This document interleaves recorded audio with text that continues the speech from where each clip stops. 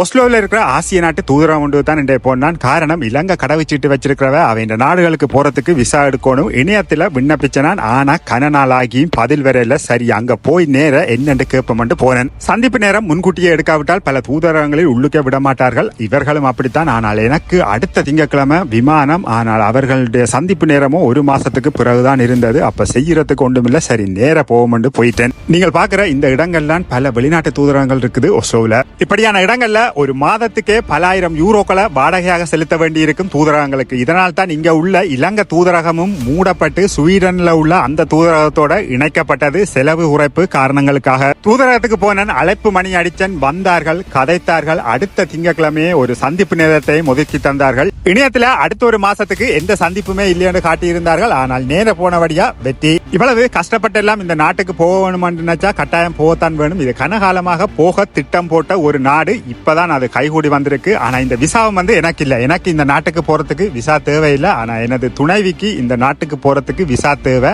ஏனென்றா அவருக்கு இருக்கிறது இலங்கை கடவுச்சீட்டு.